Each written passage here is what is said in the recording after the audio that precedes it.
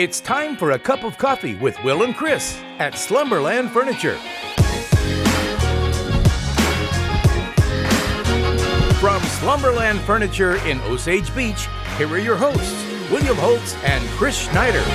And we're back for another great show right here at Slumberland at the Lakes. Time for a cup of coffee. I am William Holtz. My good man right here is Uncle Chris, also known as Chris Schneider. We got a good show for you guys today. Big news, Chris. It looks like the Waddington family, the Redhead Performance family, up to something big, and it comes in the way of a brand new waterfront restaurant that features something we haven't seen yet at the lake. If you haven't seen the headlines, we'll talk about that in today's show. Of course, something we deal with every year.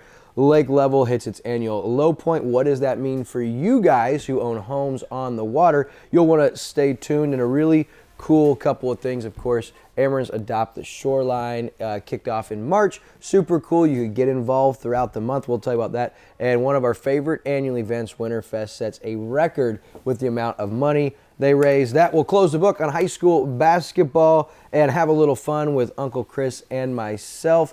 But before we talk about all of that, we're here at Slumberland at the lake, and they just wrapped up a pretty cool, about a 3-week President's Day sale. That was big, and they're going to kick off their fabulous financing sale. To tell us a little bit more about that, our guy, Daryl Cunningham.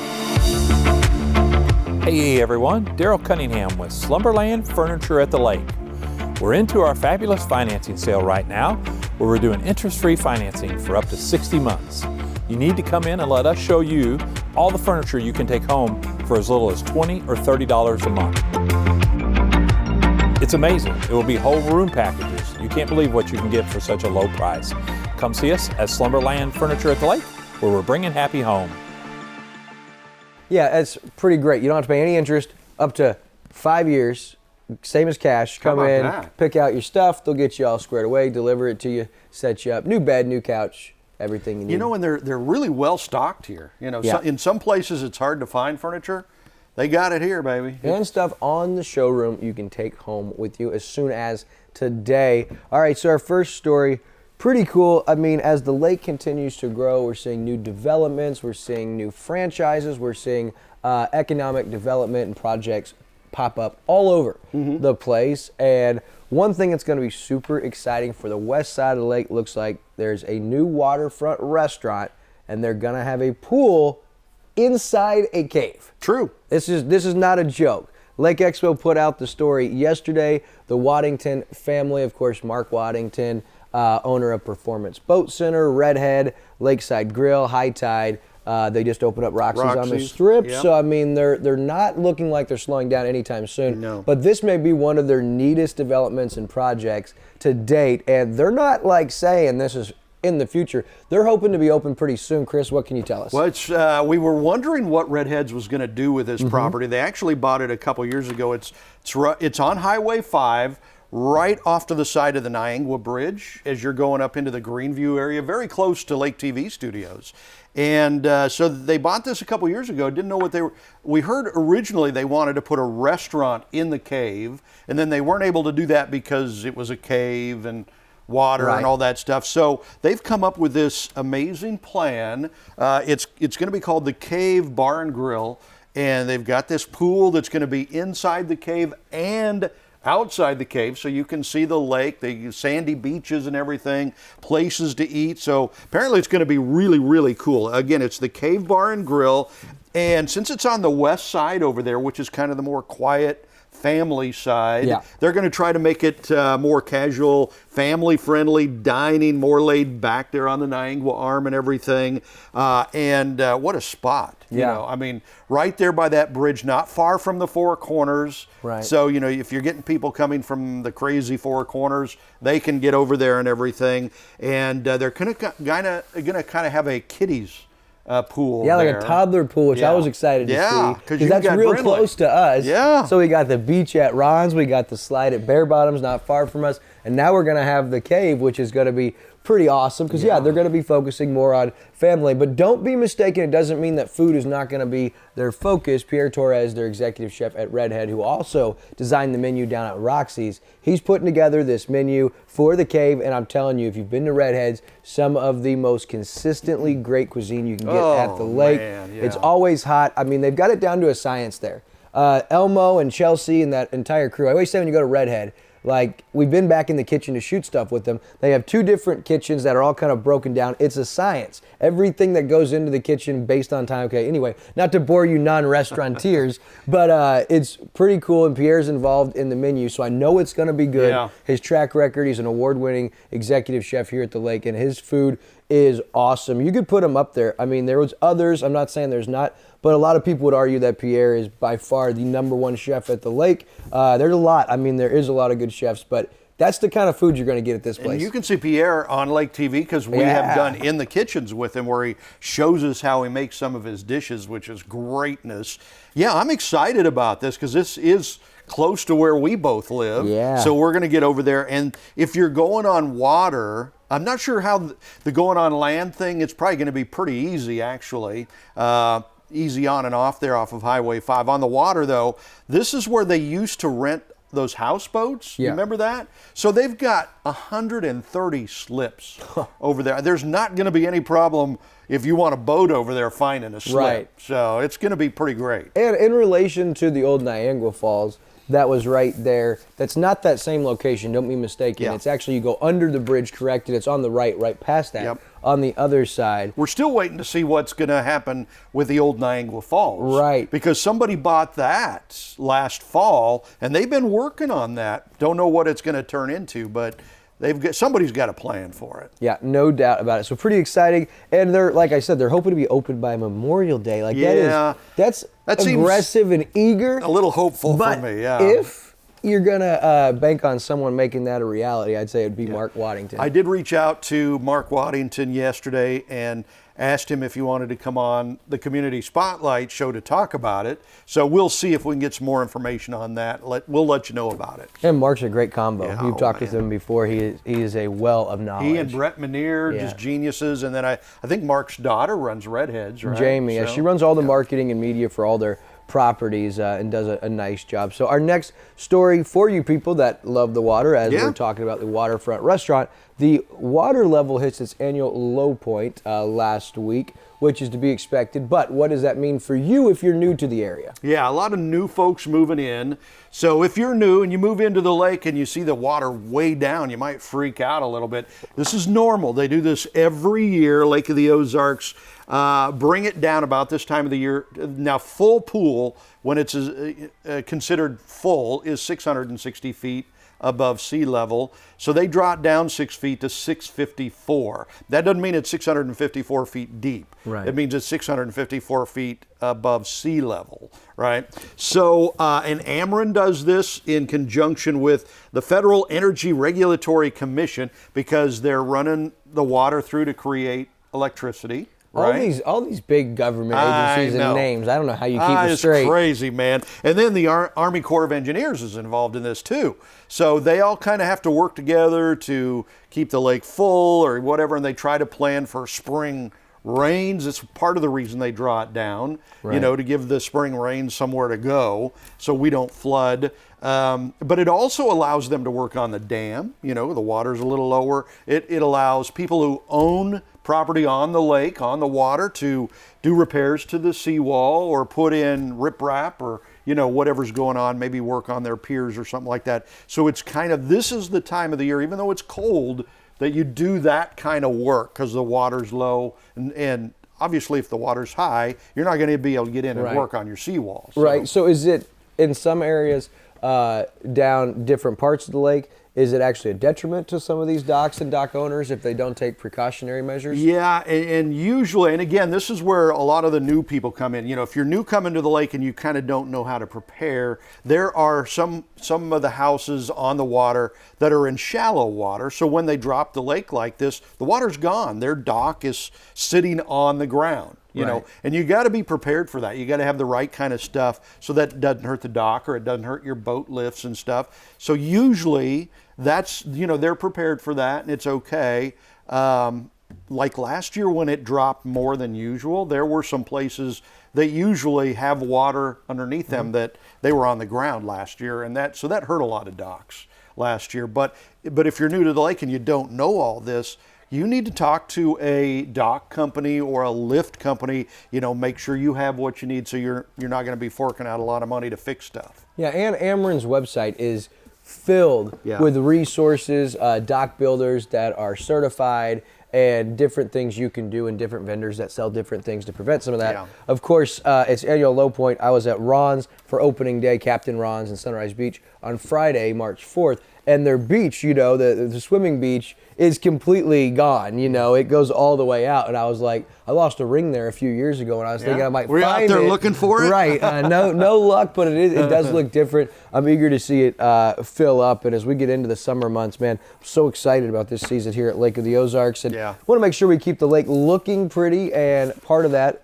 is Ameren's Adopt the Shoreline. Their annual cleanup begins early March, and different groups and organizations, they adopt part of the shoreline, and then they just go pick up trash, remove stuff from the water. And of course, Ameren, part of this, they provide not only trash bags and receptacles, they also provide pickup and disposal of this. And it's been a long project, happened for many, many years, and it is a huge thing, and you could get involved. Chris, tell us a little bit about it. So community members are encouraged to sign up in small groups on the day of their choosing. So, it's not, they don't tell you when you have to do this. You can kind of choose when you want to go out and collect the trash and debris. So volunteers can contact Ameren, Missouri directly. Here's their phone number. It's 573-365-9206. And you can register a cleanup crew.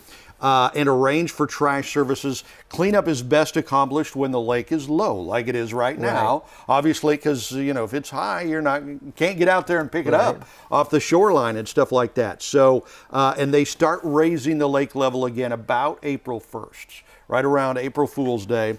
Adopt the Shoreline Program enables groups and residents to adopt portions of the lake shoreline. So, if somewhere around where you live or you work or something that you want to get involved in cleaning up that shoreline. And this is really cool. Since 1991, right? So that would be 21 years? Is that right? No, that's 31 years. 31 I was years. born in 91. I'm getting up there. 31 years. Since 91, more than 13,000 volunteers have removed more than 5 million pounds of garbage. Yeah, that's Isn't that awesome. amazing? That's incredible. It's pretty cool because here this isn't incentive driven outside to give back and to make sure we are taking care of the lake for many, many years. And I've always thought when you go to certain areas and you drive into like Chesterfield, or you see the overpasses with the big flower gardens and the big rock signs, and I was like, there's not as much opportunity for that here coming into Lake of the Ozarks. But one thing we can do is keep our waters and shorelines looking good, and this Ameren Adopt the Shoreline program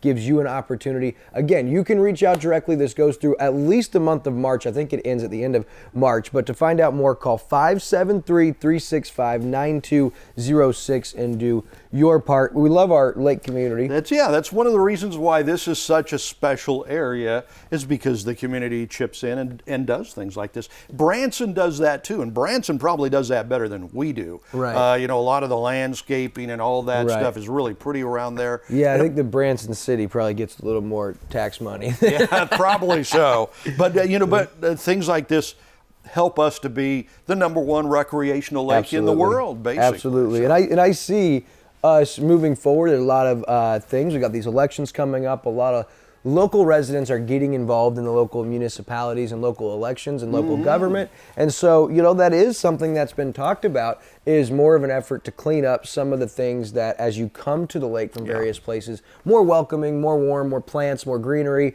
And so hopefully I see a day in the near future where we do see more of that stuff. Well, and speaking of the elections coming up, we on Lake TV, we've got the forums.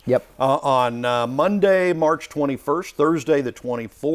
We've got the candidates for school board, for alderman, for mayor. They will be on Lake TV giving you their thoughts on what they're going to do or not do. So you can watch that right here on Lake TV. And that's going to be live, right? It will be broadcast live on all Lake TV platforms and on our Facebook page right now. If you have a question for any of these candidates, whether it's Camdenton, Lake Ozark, Osage Beach School Board, Camdenton School Board, any of the different municipalities that are up, you can submit a question in the comments on our Facebook page, and then our moderator, Luke, on behalf of the Chamber, will probably ask that question. We have partnered with the Lake Area and the Camdenton Chamber of Commerce to make this event possible. Again, Monday, the 21st of March. I believe we kick off at 5 o'clock or 4:30, actually, that evening, and then Thursday, the 24th at 4:30 as well, right here on Lake TV. And as we're talking about how much we love this community, our last local story, if you will, is Daybreak Rotary holds their annual Winterfest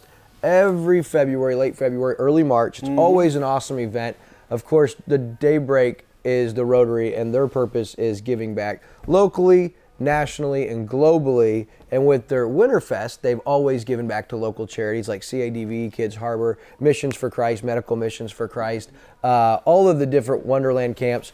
And it's always been a huge event. You typically get a big band at it. They typically raffle a car leading up to it and continue to sell tickets. This year they set a record, Chris, $55,000. Yeah, how about they that? netted for local charities for a one-day event. Of course, you have the raffle sales the raffle tickets on the car that contribute to that 55. But that is a lot of money for really a one-night event. I know Rick Bryant does the auction, volunteers his time.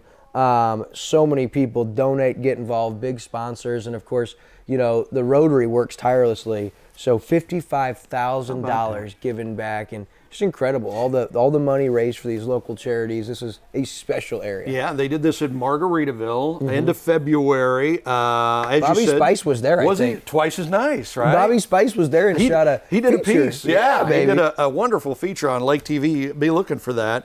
Nearly 270 attendees to this at Margaritaville, and they were doing everything that begins with an R. Yeah. Right, so people showed up dressed up and like, what are you? Well, I'm a Republican, or I'm a Robin, Batman's sidekick, Robin, or right, for Batman and Robin. So it was fun. It was and you a can lot of see fun. like probably 30 to 50 of those R-themed people in Bob's feature. And the funniest thing at the end of it, Bob Spicer, he signed off as Robert Spicer for the R. Bobby Spice, he's special. Man. He's great. Yeah, and by the way, Weekend at the Lake with Bob Spicer is back on Lake TV now as we get back into the warmer weather, and a lot of events coming up, so be watching for that on Lake TV. And as a part of this fundraising every year, they also do something with the Magic Dragon, right? They do that raffle that you were talking about. They do that. That's where they draw and give it away. Okay. So the money raised for that car go to the annual Rotary Winterfest. So pretty cool. As we close out local stories, kind of a local story, bittersweet time for high school basketball fans, unless you're a California Lady Pintos fan. They're played Tuesday night. We didn't get to see it by the time we recorded, but it's already in the books. They play Elias in the state quarterfinals, or did. Hopefully they're still around by the time this airs. But our other local schools, my favorite, my alma mater, the Versailles Tigers, they fell to Fairgrove in the district championship Friday night. They finished their season 20-10. It's their first 20-win season in recent memory, and they graduate a very special senior class. Justin Hamrick, Eli Goliath, Cole Vibrock, Cole Wilson, and Adam Ratcliffe. Just a fun run. I actually went to the game Friday. I got to go to 2 Versailles games this year. That was your birthday too, right? Yeah. Happy birthday. Thank you, sir. And it was cool to get to be there. And I got to say, I had not seen Versailles turn out as a community like that in quite some time. I saw hundreds of former Versailles Tigers players and students and educators there. It was pretty cool. It made me proud to be a Tiger. I'm always proud to be a Tiger, but it was cool. Even with the loss, got to see a very special senior class. And then Osage, they also lost to the same Fairgrove team, but in the semifinals, that same tournament. That was a closer game. They only lost by 12. Yeah, in the that Fairgrove semifinals. team turned out to be really good. A Yeah. lot better than everybody thought they were. For sure, because you see the record, and they lost 8 or 9 games, but they played some really big, tough Yes, they schools did. early in the season. And for Osage, their senior class is going to be tough to replace. Of course, Brock McLaughlin, Alton Drace, Talon Childs, Grant Steen, and Dalton Steckline. I mean, those 5 were the heart and soul of that team, and they graduate them. And then, of course, Eldon boys, they lost to the Versailles Tigers in the opener. Really impressed with Nathan Caudell in his first year. Me They too. finished 7-19. but they were in 8 or 9 more of those games. They probably lost by like 7 or 8 or less, including the California game, one of the best teams in the area and in the state, really, record-wise. California, they only lost by 5, and it was really a missed three-pointer late in the game. Otherwise, that game goes to overtime. And Eldon only graduates 2 seniors, Nick Martinfee and Gavin West, both great players in their own right. But when you look at who they return, Nathan Reynolds, I mean, they've got the freshman sensation, will be a sophomore, Mr. Casey. So I think they've got a lot of things going. They've got their coach and Coach Caudell, got a young class that got better as the year progresses. Right now, Eldon might be one of the better local teams going into next season. I think Eldon is going to be really, really good the next couple of years. Versailles is going to be really, really good the next couple of years. California was 19-6 this year. I don't know what they've got coming back next year, but they've got a Hall of Fame coach, just like Osage does with Coach Engelbrecht. He's already in the Hall of Fame. Right. So I'm really excited for basketball in our area for the next few years. Yeah, it's going to be great. Osage, they finished California lost to Versailles. They had a good year, like you said, 19-6, and their senior class, Chris, was Kalen Kruger, Trevor Myers, those two, you know, big football losses, field, basketball court, and then Jaden Traxel as well. Eldon girls, a good year for them, 14-3. They lost to Fairgrove in the semifinals. Versailles girls finished 7-18, lost to Fairgrove in the opening round, and the Osage girls 5-20, lost to Eldon in the opening round. But those California girls, 21-6, they beat Fairgrove in overtime in the district championship game. So they played Tuesday in the state sectionals. And I versus talked Elias. to Coach Bobby Sangster after they won the district title. I sent him congratulations. He says, "We got lucky." You know, so coaches always say that. But good luck the rest of the way. We are just so blessed with so many great coaches in our area. Football coaches, basketball coaches, boys and girls.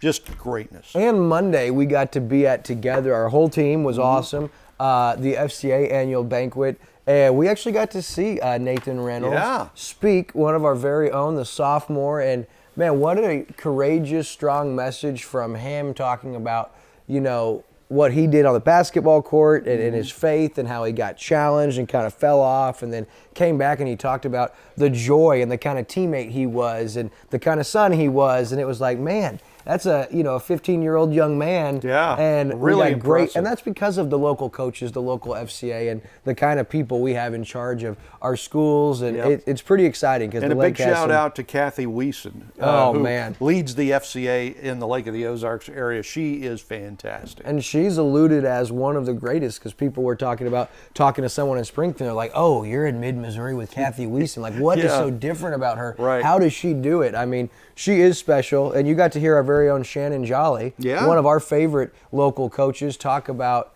his walk and what Kathy Wiesen's meant to that and the way he's been able to impact so many at both Eldon and Versailles. But as we move on, because you and I, we'll start crying, we'll start talking about these coaches, these players, we love it. Oh, and sing your heart out, right? We got some events we got to talk about. We got 3 St. Patty's Day events this weekend. First, the annual water parade is at Captain Ron's. 8 a.m. optional breakfast that you can buy, really good spread. They're going to bless the fleet at 9:30, and then boarding of the boats begins at 9:45 for takeoff close to 10. Really, really cool. And then, of course, back over on the other side, the Lake Ozark Parade on the historic Bagnell Dam Strip, presented by Benny Media. That starts at 1 o'clock. It's going to start up closer to like Lake Expo, Showcase Publishing up there. Go to the Bagnell Dam, and then it's going to stop because obviously the dam is closed. So it won't be as long, but it's still going to be a great time, and you can watch that live right here on Lake TV starting at 1. We still don't know when they're going to open the dam, do we? May never open again. I mean, business as usual. Life goes on. We don't need to drive over the dam. The parade's going to happen, and then, of course, Saturday night, you might see Andrew and I running around all over the place. We're going to be getting updated video. I'm pretty excited to see some of the local musicians for the St. Patty's Day Pub Crawl presented by the Lake West Chamber of Commerce. 11 stops, 4 lodging establishments. You can get your bands now through Saturday. If you buy it Saturday, it's going to cost you $15 instead of $10. See the flyer there on screen for that pub crawl. Pretty cool. You're going to want to sign up or get your band, because everybody that participates is automatically entered $1,000 cash prize or $1,000 gift basket that the chamber has put together on behalf of all the participating businesses. So a busy Saturday, and then guess what? You're going to want to come right back to Captain Ron's Sunday night, because we've got our opening night for the Roof Masters Sing Your Heart Out competition. Oh, yeah. It's going to be awesome. It is going to be awesome. We had so much fun. Well, you've been doing this for several years. I did it for the first time last year. And it's just great to see the local talent come out and sing. Some of them suck. Some of them are terrible.